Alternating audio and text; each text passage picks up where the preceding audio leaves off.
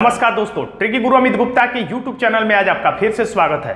दोस्तों आज हम अक्षर श्रृंखला के भाग 2 में एनटीपीसी परीक्षा में पूछे गए कुछ प्रश्नों को लेकर आए हैं। इन्हें हम ट्रिकी तरीके से सॉल्व करेंगे जिससे आपका परीक्षा में अमूल्य समय बच सके। और इस ट्रिक को मैंने अपने पहले भाग वाले वीडियो में भी इसको समझाया था, छोड़कर लेकर विधि को भी समझाया था।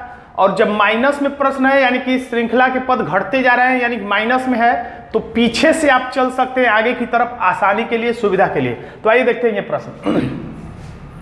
मैंने बताया था हमेशा पहले से पहला यहां से यहां, यहां से यहां डायरेक्ट कूदते जाइए अगर जल्दी आंसर तक पहुंचना है तो अब यहां पर बीच में खाली स्थान दिया है तो y से भी देखेंगे तो ये माइनस में है क्योंकि y के बाद z, y के बाद x, y, z और उसके बाद भी। तो आप ये देखेंगे माइनस में है तो आप पीछे से आगे, यहाँ पे लिखा है जब माइनस में रहे तो पीछे से आगे की तरफ चलने में आपको सुविधा रहेगा क्योंकि हम ABCD उल्टा पढ़ने में दिक्कत का अनुभव करते हैं। तो भी से y कितना दूर है तो भी के बाद छोड़कर लेकर विधि का मतलब जहां से चलते हैं उसको छोड़कर जहां पहुंचते हैं उस अक्षर को लेकर गिनते हैं। तो भी है तो WXY यानी कि -3।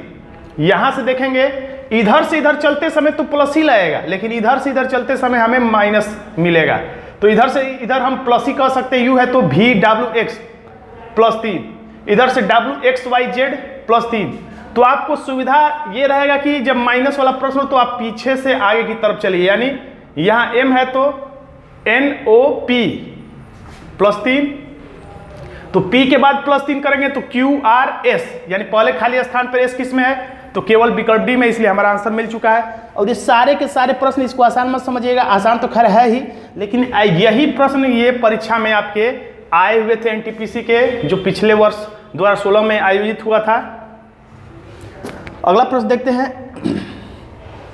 लिखा है A, यहां पर B, C, D, E, F, तो यहां पर आएगा G। तो अब अगला हम नहीं खोजेंगे, पहले विकल्प देख लेंगे। तो ये है हमारा जी, केवल इसी में है इसलिए हमारा आंसर हो जाएगा। ये एकदम सुपर फास्ट ट्रिक है यानी कि पहले से पहला ऐसे करते करते एकदम प्रश्नवाचक चिन्ह तक पहुंच जाइए और यहां पहुंचने के बाद तुरंत नीचे आ जाइए। इस ट्रिक में और जोड़ दीजिए, थोड़ा अच्छा लगेगा ये वाला चीज। यानी पहुंचने के बाद तुरंत नीचे आ जाइए और नीचे आने के बाद विकल्प से चेक करिए। अगर एक ही विकल्प में है तो टिक कर दीजिए, अगर अन्य विकल्प में भी वो अच्छा रहा तो आप आगे जारी रख सकते हैं। यहाँ पर जारी रखने की जरूरत नहीं है। आंसर हो गया डी। आप उत्तर भी देखते चलिएगा ताकि कोई कंफ्यूजन से हम लोग बच सके। अगला प्रश्न देखते हैं। यहां पर लिखा है H के बाद I, तो यानी यहां से यहां में कितना अंतर है तो 1 का। ये लिखेंगे नहीं हम तो आपको समझाने के लिए लिख रहे हैं, आप मन में रखिएगा कि 1 का अंतर था। I के बाद I को छोड़ के L तक पड़ी, I के बाद J K L यानी कि यहां पर +3 हो जा रहा है। L के बाद M फिर +1 हो गया यानी कि रीजनिंग समझ में आ गया कि यानी +1 है, +3 है, +1 है तो फिर प्लस अब 3 का नंबर है। यानी M है तो NOP, तो P दो विकल्प में है तो हमें आगे भी जारी रखना पड़ेगा। इन्हीं दोनों में से हमारा आंसर होने वाला है। तो G है तो HIJ +3 है। आप मन में रखिए, लिखने या ऐसा चित्र बनाने की जरूरत नहीं है। +3 है। J है तो K अब +1 है।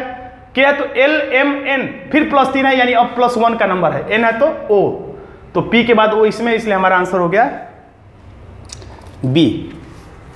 आप देखते रहिए आंसर। अगला प्रश्न देखते हैं बिना समय नुकसान न करते हुए। A है तो यहां पर B है तो यहां पे C है तो D है तो यहां पर E पहले खाली स्थान पे, तो E इसमें भी है और E इसमें भी है। बाकी ये 2 विकल्प कट सकते हैं। तो अब अगला अक्षर भी खोजना पड़ेगा। N है तो OPQR, बहुत आसान प्रश्न है यानी ER होगा, यानी हमारा आंसर हो गया डी। तो देखा गया है कि ग्रुप डी में श्रृंखला परीक्षण, खासतौर से अक्षर श्रृंखला या संख्या श्रृंखला के जो प्रश्न आए थे काफी आसान आए थे। बाकी चैप्टर से जो प्रश्न आए थे अपेक्षाकृत इनसे कठिन थे। अगला प्रश्न देखिएगा।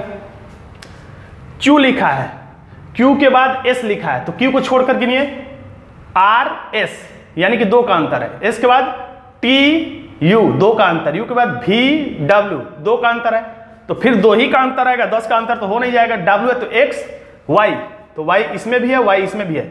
इन्हीं 2 में से हमारा एक आंसर होने वाला है। तो अब हम संख्या देखते हैं, या अक्षर भी देख सकते हैं, संख्या भी देख सकते हैं। 3 है तो इसमें 2 जोड़ने पर 5, लिखेंगे नहीं, मन में रखेंगे। 5 और 3 8, और 8 और 4 12, यानी अब 5 जोड़ेंगे तो 12 5 हो जाएगा हमारा आंसर 17, और इस तरह से हमारा आंसर हो गया डी।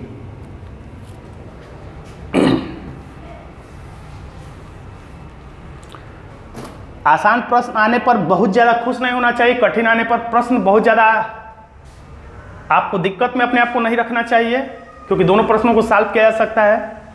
अब देखिए यहाँ पर n लिखा है, यहाँ पे खाली स्थान है, n के बाद l आएगा ही नहीं, l के बाद k आएगा ही नहीं, यानी कि माइनस में श्रृंखला चली। तो मैंने बताया था माइनस हो तो आप पीछे से आगे की तरफ सहूलियत के लिए बढ़ सकते हैं, क्योंकि उल्टा ABCD हमने नहीं सीखा है, पढ़ना गलत हो सकता है, इसलिए इधर से इधर हम पढ़ेंगे।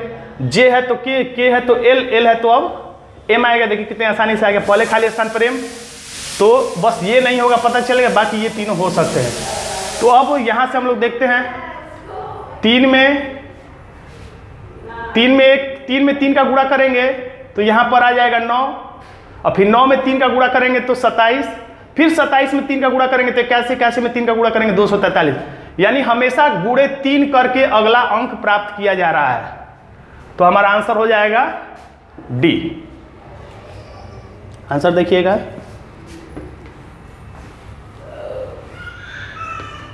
अगला प्रश्न देखेंगे। ई लिखा है, 3 लिखा है, 3 के बाद 6 लिखा है, यानी कि अंतर कितना है 3 का। ये मन में रखेंगे, मैं बार बार बता रहा हूं कि ऐसे बनाना नहीं है, मैं सिर्फ आपको दिखाने समझाने के लिए बता रहा हूं।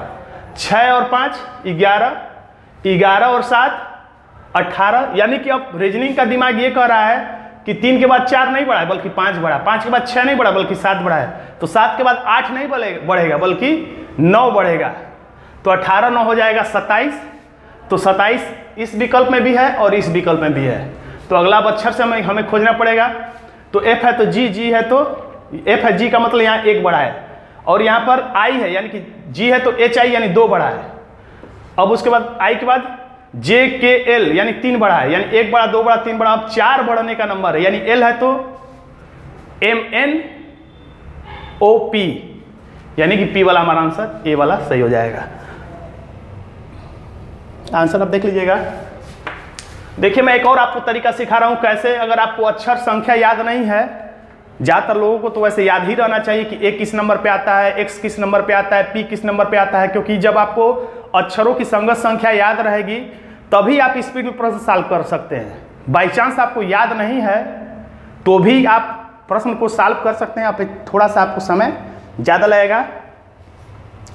तो दोस्तों आज का मेरा वीडियो आपको कैसा लगा, अच्छा लगा तो लाइक करना मत भूलिएगा, इसे अपने दोस्तों में शेयर करिएगा, और अभी तक आपने हमारे चैनल को सब्सक्राइब नहीं किया है तो सब्सक्राइब भी कर लीजिएगा। इसका अगला वीडियो अक्षर श्रृंखला का अंतिम और आखिरी वीडियो जो NTPC परीक्षा में पूछे गए प्रश्नों का मैं बहुत जल्दी लाऊंगा।